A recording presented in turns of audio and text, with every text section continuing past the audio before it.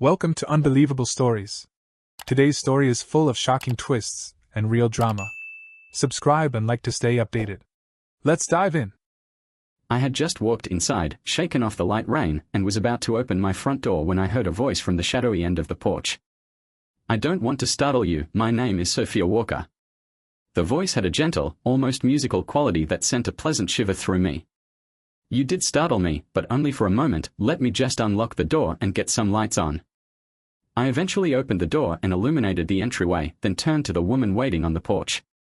She was around 5'8" with long auburn hair and wore an iridescent raincoat that hinted at her beautiful shape. A pair of leather ankle boots and high-quality clothing completed her outfit. "Come in, Sophia Walker, there are hangers here for your coat and shawl. I'll turn on more lights and make some coffee. Would you like some?" "That would be great," she said. As I was measuring the coffee, I heard the front door open and shut behind me. While I waited for her to join me, I began carving a cold roast beef from the refrigerator. She stood at the doorway, observing. "There's bread in the box over there on the counter and utensils in that drawer. Mustard or mayonnaise? I'll have this ready in a minute, and we can make sandwiches."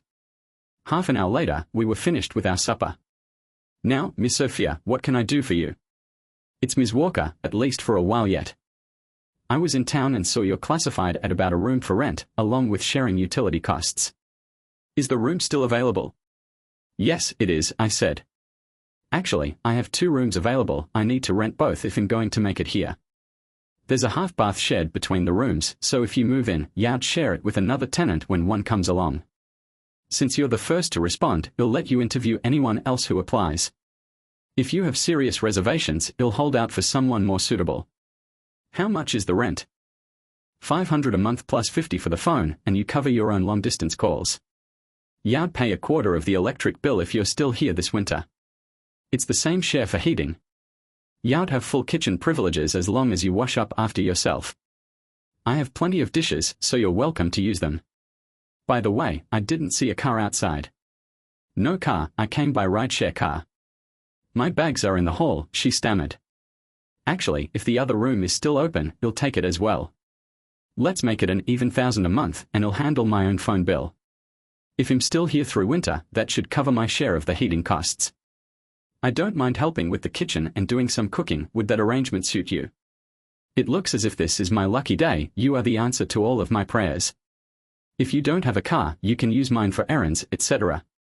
Good, I think I'm going to like living here. Let's see, you'll want the first month's rent, and I'll give you that plus a month for a security deposit." She took her shoulder bag off the floor and unlocked her wallet. She withdrew precisely $1,800 from one of the compartments and presented it to me, saying, "I think that is correct for the first and last month's rent." She then grabbed a receipt from another compartment, had me sign it, and returned it to her wallet. I was perplexed, since the receipt had already been created. She arrived to my door knowing not only what she was about to do, but also what I was going to do. I escorted Ms. Walker up the stairs and showed her the 2 rooms she had booked. I threw the door wide to the room I thought she'd prefer to sleep in. I'd slept here for years. I didn't go inside, I simply stood at the entrance. "There are linens and blankets in the chest over there by the south wall. Do you need help making up the bed?" Sophia nodded. "Okay, I'll bring your bags up. You must be tired. I don't usually stay out this late at night, so you had a long wait on the porch." "Thank you, Henry, I would appreciate that. I laid in bed that night, wondering about the guy I shared my home with." The final thing she said to me shook me up. She called me Henry. How did she know I was named Henry? My name was William Davis. She knew I was going to share my home with her even before we had agreed. She was also quite generous with her money and had not even requested to inspect the rooms before we came to an arrangement. Why did her voice make me shudder the first time she spoke? She was, nonetheless, really attractive. I'd noticed how tall she was, and when she entered the kitchen without her outer wrap, God, what a figure. Another oddity, we had been conversing and eating lunch together, and she had never smiled. She stated she was married, but I sensed she didn't intend to be for long. Either she was getting divorced or her spouse was going to die. I nodded off to sleep. The nightmare that occurred every night returned, and I awakened at my normal hour. I looked at the clock to be sure. It was 3 and on time.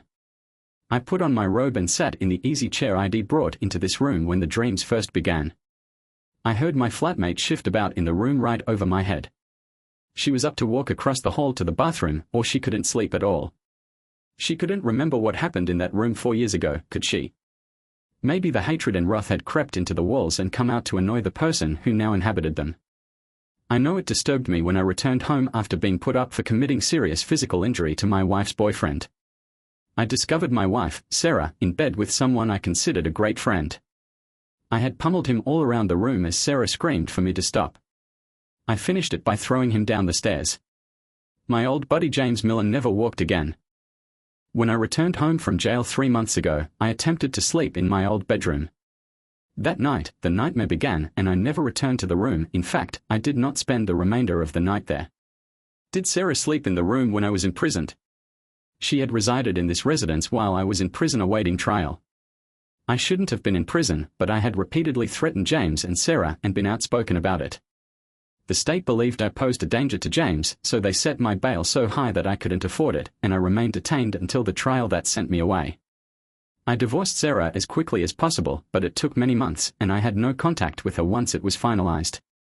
I was aware that James' health had worsened, and Sarah had gone to care for him and moved in with him.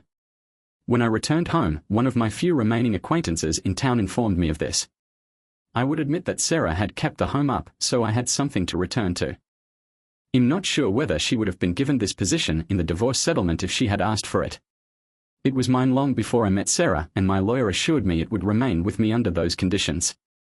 She hadn't tried for it, but she had seized its worth, and when I was freed, I was almost bankrupt. That was why I needed to take in boarders.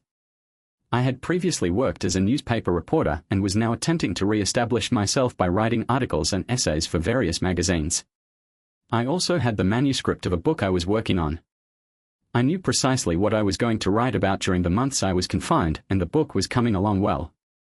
I could only devote so much time to it since I needed to focus on the more lucrative tasks. Now I had this lady living above, and she appeared mysterious. But I needed her. I couldn't stare too hard at my new flatmate because I needed every dime to retain my home, and she was my only hope right now. I napped and then slept again, sitting on my chair. I woke up to the fragrance of coffee. I immediately washed, shaved, and headed to the kitchen. "Good morning, Ms. Walker." I smelled the coffee and thought I'd better get out here to see if I could bum a cup while I was making my own. "It's Sophia. I'll be able to drop the missus shortly anyway, as my divorce is just waiting on the final decree. If there are only the two of us living here, why don't we just split the grocery bill? I like to cook, and if I make something you don't like, say so, and I'll cook something else. I feel as if I am taking advantage of you. I think I'd better return some of your money or at least cut what we agreed on last night in half. Why don't we proceed as we agreed, and we can talk about it sometime down the road? I get the feeling that you need what I'm paying you to get back on your feet. Money isn't that tight with me now. You like poached eggs? I'm sure, and they are almost ready. Would you butter the toast, please?" I thanked Sophia for the meal, and she addressed me again as Henry, as if she knew my name. It was a conundrum. I told her I'd be working in my office but needed to go to the bank. If she made a shopping list, I'd buy anything she listed. She could accompany me, or I could acquire anything she said we needed. She stated she'd have the list ready and wouldn't be going to town this time. My bank was relieved to see the money. The loan officer had been pressing me for payment. He anticipated that my housemate would remain with me when I disclosed where the money had come from. I purchased a solitary rose in a hard plastic sleeve and placed it with the groceries. I unloaded the vehicle into the kitchen and resumed working on my novel. At midday, the rose was on the table in a bud vase. We settled in quite well. Sophia only went into town when she had letters to send. She refused to use the mailbox or allow me to mail any letters for her. I thought she didn't want me to know anything about her business. I saw her heading to a private mailbox she had leased, so I knew she had gotten mail from someone. I sometimes overheard her on the phone. After one of these conversations, she ditched the Henry and called me Will. My home was full with books and I had a library card, so we spent the nights reading in the living room. Television was only used for news. I had enough problems in my life, so sitcoms turned me off, and I believe Sophia felt the same way. I continued to purchase a single rose on occasion, and I always got a thank you when she discovered it while putting away the groceries. When it was uncovered, I eventually saw a wistful half-smile. If I had believed she would laugh out loud, I would have purchased an entire bouquet of roses for her. "You know I'm a felon, don't you?" I decided that after 7 months of living together, I'd try to pry. We were seated in the living room at the time. Yes, I know. Someone in town told me. That doesn't bother you. Some people think him a pretty violent person. I was sent to prison for almost killing someone. The person that told me said that you had committed an act of violence, but you had just cause. Therefore, I am thinking it was a one-time thing, and you are not a person to be afraid of. The more I am around you, I'm thinking you regret what you did, and not just because you were sent to prison for it either. I guess that about sums it up. It took about 5 minutes to destroy 3 people's lives. Have you told your ex-wife this? She might be interested. No, absolutely not. I haven't seen her or wanted to since I heard her screaming for me not to hurt her lover. She tried to talk to me both while I was in jail awaiting trial and while I was in prison. I wasn't having any of her then, and I wouldn't talk to her now. Did you ever think she might have wanted to stop you from killing the man for your own sake? You spent almost 3 years in prison because you didn't kill him. How long would you have been there if you had succeeded? We'll never know, will we? I'm sorry I started this conversation, and I don't want to talk about it anymore. I'm going to work on my book. Good night. So much for me attempting to learn anything about Sophia. That question was added to my nightmare earlier this morning. Was Sophia correct? Was Sarah attempting to keep me from injuring James in order to rescue myself rather than him? Sophia and I never spoke about it again, and I didn't approach her to learn about her background. I have no clue how long it took me to fall in love with Sophia. She was in the home with me, and we got along well over time. I couldn't tell her how I felt because of the burden I was carrying. I was a jailbird. What did I have to give this woman? It was best to remain silent and not take any action. Sometimes I caught her gazing at me and behaving as if she wanted to say something, but the opportunity would pass. Sophia knocked on my office door a year and 2 months after we'd moved in together. Well, I got a call from a buddy and need a ride to the train station. The bus departs in 20 minutes, so please take me promptly. Certainly. Are you taking a suitcase? Just a few clothes and some necessities. I'm not sure when I'll be returning, so don't worry. I'll call when I'm able. The bus driver was stowing her luggage as she waited in line to enter the vehicle. It was now or never for me. Sophia, she turned to face me, waiting to hear what I would say. Sophia, come back. My life would be empty if you weren't here. I didn't attempt to kiss her. She could see I was serious. Well, I'll be back, I promise you. Sophia then approached me, hugged me, and held on for a bit longer than required. It was as if she loathed letting go. I watched her choose a seat on my side of the bus so that I could see her as it moved away. She waved and smiled, as she usually did when I slipped her rose in with the groceries. Someday, I hope to make her laugh. If that half-smile is any indicator, a chuckle will bring the sun out and shine. It was about a month before I heard from Sophia. I received no reply from her, and I started to wonder whether I had imagined she had love for me. I had no idea where she had gone, so I simply had to wait. After 11 p.m., a phone call arrived. I assumed it had to be her since it was so late. Hello, Sophia. I had been waiting for your call. I am sure you have, Will, and I apologize for not keeping in contact. I know you have certain topics you want to discuss, and I have some things to express to you as well, such as how I feel about you. But I have a favor to ask. My half-sister is having surgery tomorrow morning. Would you be willing to travel up here and accompany me to the OR? It is quite essential to me. Of sure, tell me the address and where I may find you. How long will I stay? I'm not sure. It could be overnight or much longer. You should bring your nicest suit just in case we decide to go someplace. Start as soon as possible so I may speak with you before the procedure. Sophia gave me the location of a guest house some 50 miles away. She said that it was near the medical facility where the procedure would be conducted. I packed my suit, knowing that I would need it to attend a funeral. Sophia had at least come to me when she needed someone. I hoped she felt affection for me. The last month without her had been almost difficult. I got at the guest house at 4 a.m. Only one apartment had lights turned on, and Sophia was standing in the doorway, waiting for me. She embraced and kissed me as I approached her. She clung to me, and I could sense her tension. Finally, she moved away from the most personal moment we'd ever shared. We have a lot of topics to discuss, and we don't have much time. You will have many questions, and I will answer them as best I can. Allow me to speak, and if you have affection for me, please listen without becoming angry. Will you do that? First, have a look at these two photographs. This is the first picture I grabbed from your album at home. That is you at 6 years old. Now, take a good look at this one, which was shot only a month ago. Sophia gave them both to me and waited as I examined one before the other. The child looks just like me. Who is he? First, some backstory about myself and my half-sister. My father was murdered in an accident while working on the railroad. My mother was pregnant with me before my birth.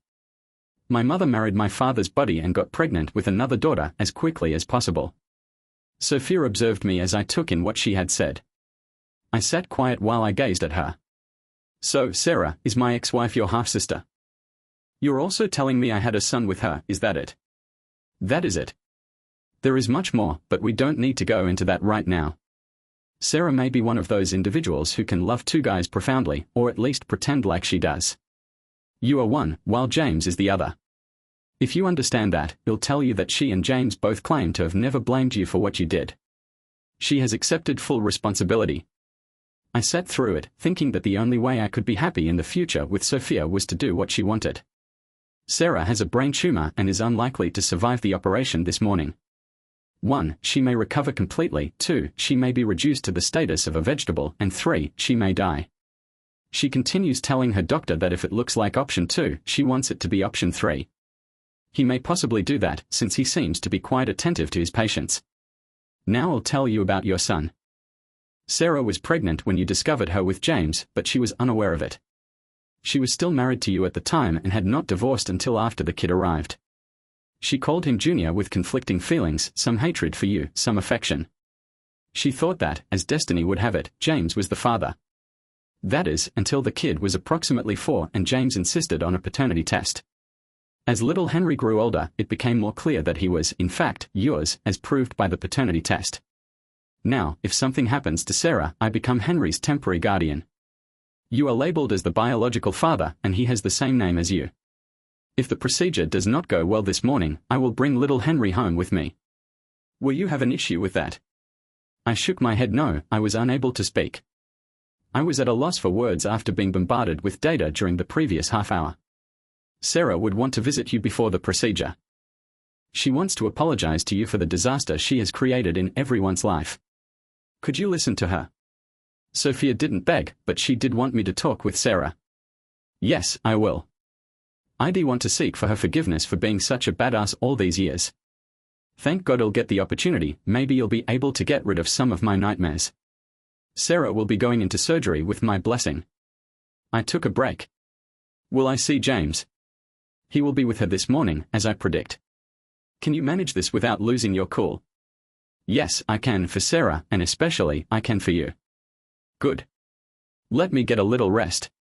It is going to be a long day. I have asked for an 8 wake-up call, so we do have time to lie down for a couple of hours. We lay on the bed, both on our backs. Our hands were the only parts that touched, and they were tightly held together. A nurse stopped me at the entrance of Sarah's room and asked me to identify myself. Given permission, I took a deep breath and pushed the door open. Sarah rested in a single bedroom with her eyes closed and a little grin on her face. She heard me enter. Come closer, Henry, so when I open my eyes, I can see all of you at once. Tears streamed from behind her eyelashes. I leaned down, lightly kissed her lips, and then took a step back. Her eyes opened and I saw and was seen, for the first time in 4 years. Before you say anything, Henry, I knew I was playing with fire when I married you while also loving James. I suppose I am one of those folks who have a fatal attraction. I adored you and James. I knew your business would take you out of town often, so I married you to give me the opportunity to continue my relationship with James. Also, I knew that if I married James, you would never think I was cheating on him. It was as if I was trying to have it both ways. We don't have time this morning, but every letter I wrote you from jail has been replicated. Sophia has them. Would you want to read them sometime when you have time? I knew you destroyed the originals without reading them. Would you do it for me? Yes, I will, Sarah. Sophia informed me that you had given me a son. Do you truly want me to be his father? Yes. If I recover from this procedure today, I still want him to live with you and Sophia. I do want to visit him from time to time, but I want you to raise him. I will marry James if and when I leave here. James understands and agrees, albeit he loves young Henry just as much as you will. Could you kiss me and tell me that you no longer hate me? Sarah, I do not detest you. I haven't understood you, but hatred is the last thing on my mind. I forgive you completely, and via your writings and Sophia, I hope to understand you eventually. No, I do not detest you. I would want to seek your forgiveness for the sorrow I have caused you and James. I was in jail and got out. When I placed James in his wheelchair, I put him in a harsher prison than any I'd ever been in. I used to believe he deserved it, but now I'm not so sure. I am the one who needs forgiveness. For whatever it is worth, Henry, you have it. She smiled gently, her eyes sorrowful. Now, kiss me again. Sophia, James, and young Henry will arrive in a minute. I was sitting beside the bed, holding Sarah's hand, when the door crashed open and a little child entered. Hello, Mom. They have not taken you away yet. I hope to see you one more time. Aunt Sophia said that God may take you away, but if he does not want you, he will return you back. I hope he doesn't want you, because I adore you. He went into bed and kissed his mother. I could hardly see him because tears were flowing down my cheeks. Sophia entered, pushing James in his wheelchair. He looked much as I recalled, although he had aged more than I had. He was wearing a robe over his legs, but even so, I could tell they were wasting away. Hello, James. It's been a long time. I rose up and went around the bed, shaking his hand. I apologize, James, for what I did to you. It took a while, but I'm starting to regret what occurred that day. Henry, I loathed you for a long time. I now realize that I brought it on myself. Sarah attempts to take the blame, but I should have known better than to meddle with her, especially since you are my best friend. You did exactly what I would have done if I were married, and you did it to me. Let's put this behind us. We'll meet up someday and speak about the good old days. We manufactured quite a few pairs at one time. He pushed his chair closer to the bed so he could grasp Sarah's hand, like I had done before he arrived. Her eyes were as bright for him as they had been for me when I was close to her. I believe it helped me understand Sarah really loved both James and myself equally. I went outside, and Sophia followed me.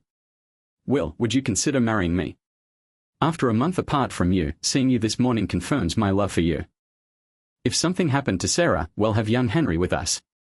That is my reason for asking, yet I adore you with all my heart. I believe we can have a nice life together. Is this a proposal? I was about to ask her the same question, but she beat me to it. I have missed you so much in the past month. Something about your voice made me shiver the first night you knocked on my door. When you first talked to me, I knew I was going to fall in love with you, even though I had no idea what you looked like. This is fantastic. May I inform Sarah before she goes into surgery that we are getting married? I believe that would soothe her worries. Maybe we can tell her jointly if we have time. I believe she should spend as much time as possible with James and little Henry. Is he expecting the worst if things doesn't go as planned? That is what has kept me so occupied in the last month. It's terribly upsetting, and the doctors say she has a little chance. I believe we have given her all of our support from this end, now it is up to the big man up there to step up. I have a sense it is in his hands. We all went with Sarah as her bed was carried into pre-op. Little Henry rode on the bed with his mother. James and I were holding her hands, and Sophia was softly sobbing as she rubbed Sarah's thigh to let her know her sister was there to comfort her. We all kissed Sarah before the doors opened and she disappeared from view. Now everything was waiting. Sophia began chatting to young Henry, telling him that he had never had anybody to call daddy until I came to fill that role for him. Quick, curious, and trusting, I quickly had him gripping my hand as we searched for the candy machine. I was bombarded with questions. Some questions I was unable to address.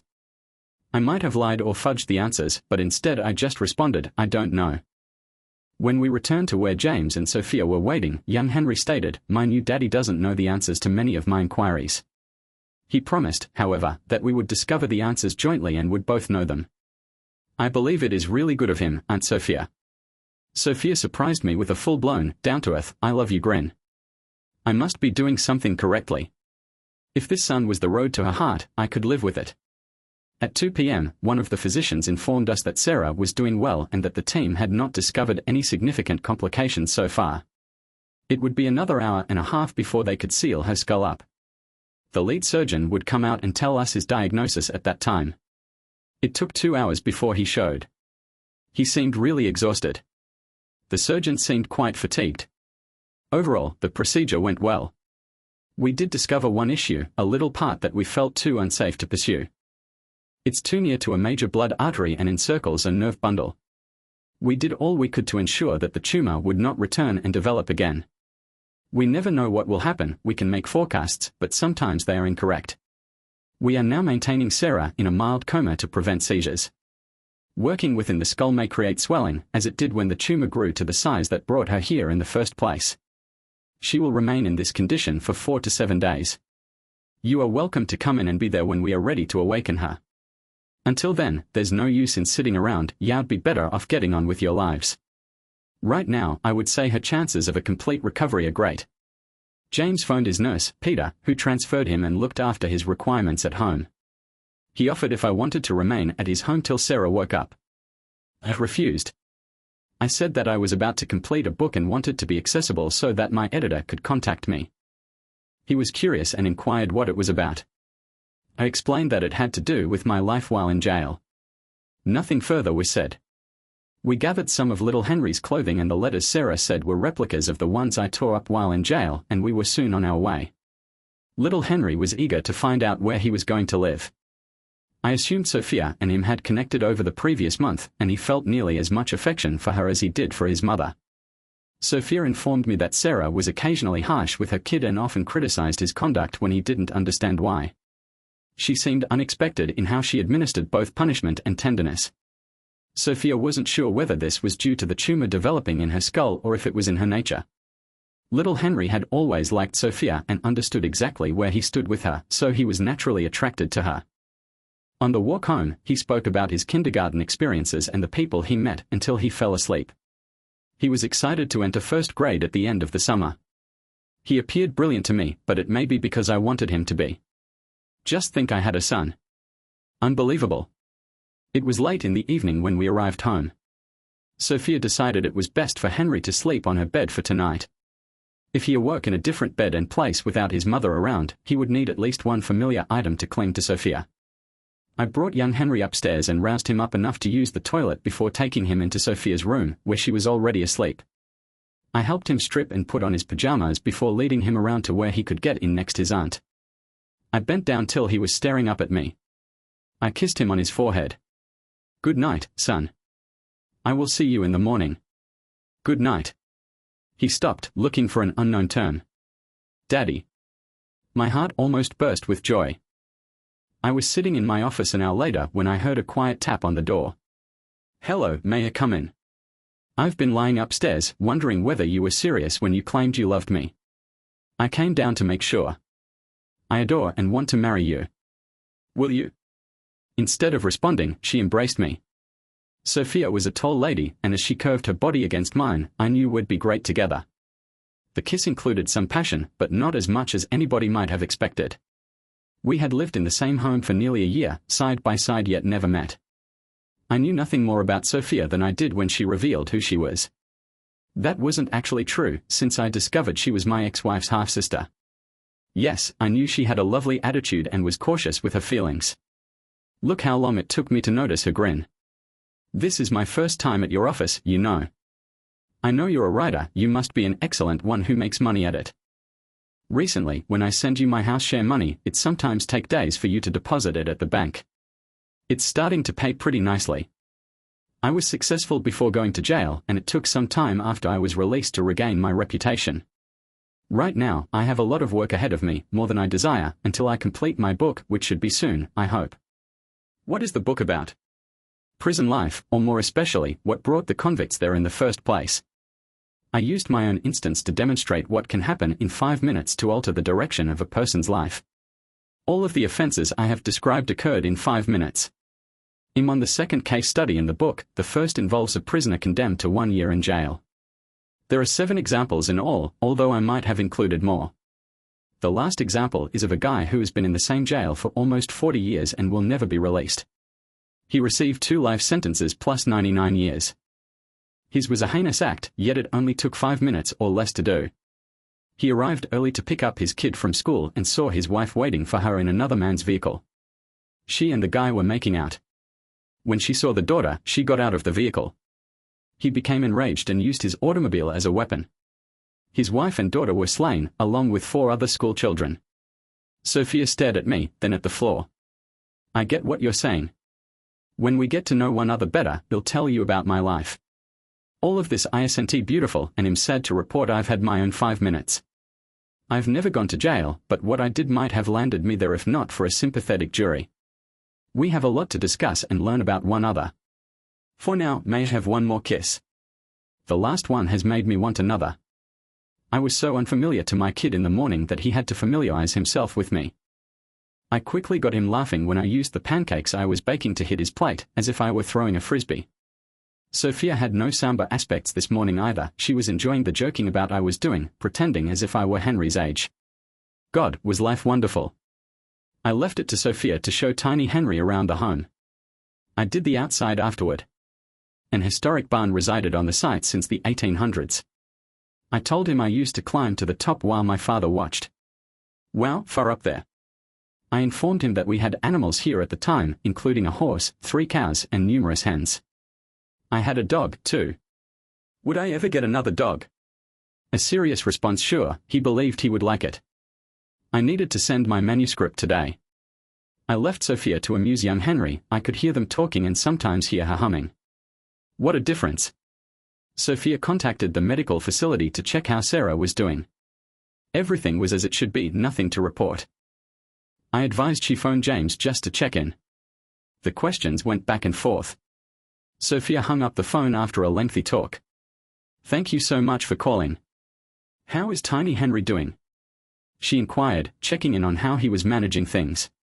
James had said, good. Will and Sophia's house was a better environment for him than his mother's. We both wondered about this comment, but without additional context, we couldn't completely get what he meant. Over the following 3 days, the physician's reports were constant. On day 8, it was determined that Sarah could be safely taken out of her coma. We were waiting for the event. The doctor warned us that Sarah would not say anything to us and may not recognize us. It would probably be days before she could get up and walk. James and Sophia were the first to enter when the doctor said they could, only 2 minutes apiece. They emerged and whispered that she smiled. I entered, clutching tiny Henry's hand. I believe the bandages terrified him, as he turned his face into my thigh. I responded gently, Henry misses you a lot, and I'm pleased you're going to get well. We all adore you and pray for you. Sarah smiled as I brought Henry back outside. He began weeping and approached Sophia, who took him up and assured him, Mommy will be fine in a little while. Sarah had to go through weeks of therapy before she could walk, speak, and resume her usual life. Therapy was lengthy and hard for her, we knew, since she often moaned bitterly when we visited. James married Sarah, despite the fact that he didn't expect to live long and didn't want her to be linked to him, but she won out. He appreciated Sarah's attention, even if she may be tough to live with at times. Sophia and I seemed to be enjoying our lives. Little Henry was adapting to our household, and he received all of our attention. James and I spoke periodically, but it seemed that married life with Sarah was difficult, even though he never complained openly. Henry was aware of Sarah's absence at first, but as we spent more time together, he appeared to forget about her. James' comments stayed in our thoughts, and Henry looked to be happier with us. We asked James what would make him the happiest, and he indicated he wanted a vehicle that he could drive himself with hand controls and easily transfer his wheelchair. Sophia and I discussed it and agreed to arrange it for him. Jack was overjoyed when he drove his new vehicle to our home and stayed 3 days with us. During one visit, he said that they would return for a week around Christmas, but he did not respond directly when we asked whether Sarah would miss him while he was away. We were waiting the night before their arrival when young Henry walked in, having heard a breaking news alert on TV. I heard Jack and Mom's names on TV, they were in an accident. Sophia and I hurriedly checked the news, and there it was, Jack's vehicle had crossed the median and struck with a truck. James was alive when the doctors came, but he died before they could remove him. Sarah had died instantaneously. Henry glanced up at me and said, that's why he said goodbye when we talked on the phone. Sophia and I both felt it, a feeling of closure. I verified with the police that they had both died. They stated that James was traveling to see us when the accident happened, and I told them Sarah was my son's mother. 2 days later, James' letter came. It explained everything, supporting his belief that he could no longer live with Sarah, who had continued to harass him and even threatened to take Henry away from us. In his parting words, he expressed his love for us and hoped we would be happy with Henry, free of Sarah's influence. With sorrowful hearts, we buried James and Sarah in neighboring graves and laid a small stone with their names. Sophia and I decided that any link to our family would disappear with time, which was exactly what we wanted. Family life settled into a calm pattern.